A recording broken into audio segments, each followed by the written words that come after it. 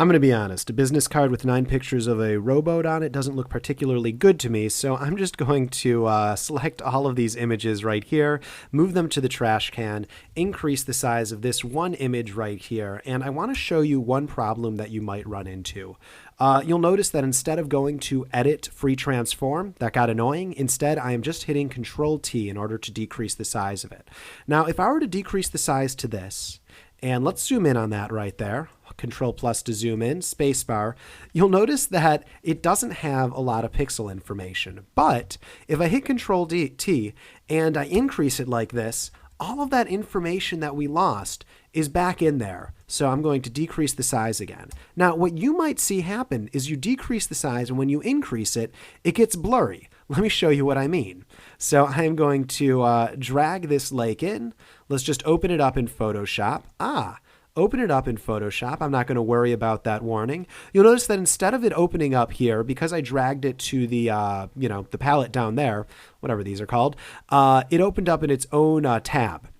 In order to move it from one tab to another, I'm just going to drag this out, and I'm going to click and drag it over here. Yes, I want to proceed. Let's undo that and actually go back to this window. Let's say you have it up here. The other way to do it is just to click and drag it, go to that tab, and that's another way to do it right there. But I find that a little bit more confusing, so either way works. Let's close this tab right here.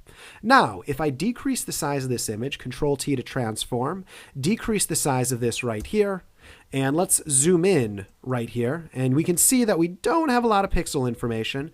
And now I increase the size of it, Control T, and then increase it right there. You'll notice that instead of increasing it and getting it all that information back, we've lost all that information. It was using this tiny bit of information right here in order to tell us what the big version is, which isn't particularly helpful. So why, with this one, are we able to decrease it to a teeny tiny image and then increase it and get everything back? Whereas with this one, we're not able to do that. When we try increasing it, it ends up looking like, well, crap. Here's the reason. The way that we brought this one in and the way that we brought this one in to the image make them two very different layers. Now, look at the layer palette right here. One of them has this tiny little icon on, which is telling us it's a smart object, and the other one doesn't. Now, I'm not going to get into all the differences of what a smart object is and what a smart object isn't, but all you need to know right now is a smart object you can increase and decrease in size and never lose quality, whereas a normal layer or a dumb object, let's just call them a normal layer, doesn't have that ability. If you decrease it in size, you can never get that pixel information back. So I am going to undo a few times until we have two viable layers. There we go. There's one. There's the other. And show you a couple of other things that are different with a smart object and a normal object. Now, in order to do that, I'm going to turn off this one and have it so we just have a normal layer right here.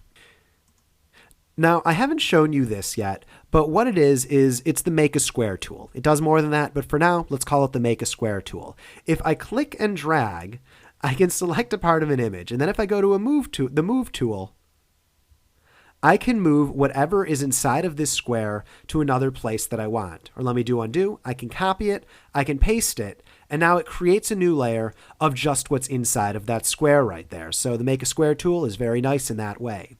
If I were to go to, here we go, if I were to go to our Smart Object layer and do that same thing, so let's create a square and then use my Move tool and then try to drag it, I'm not able to do it. So this right here is a disadvantage to a smart object layer. You can decrease and increase it in size, but you're not able to do things such as really edit the image around. So for instance, let's take my dumb layer again, just a normal layer. If I were to take this entire bottom half and move it so half of it's on the top, half of it's at the bottom, and then move my text and put it in the middle, I can do that with a normal layer.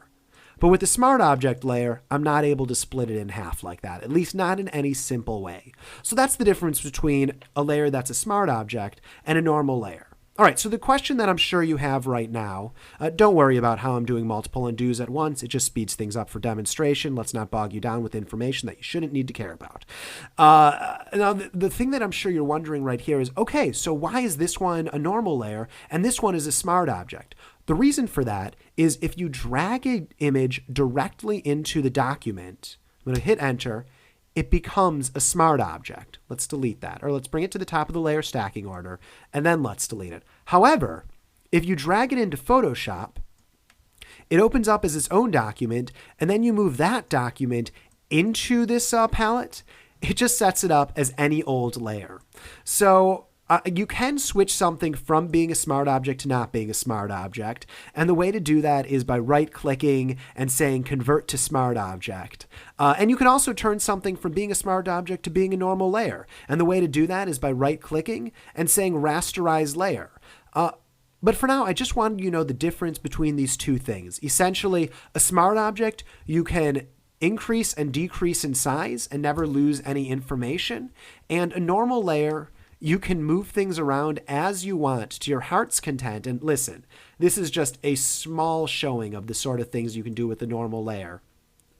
But if you decrease it in size, you've lost all of the information. So I just want to make that clear, the difference between a smart object and a normal layer.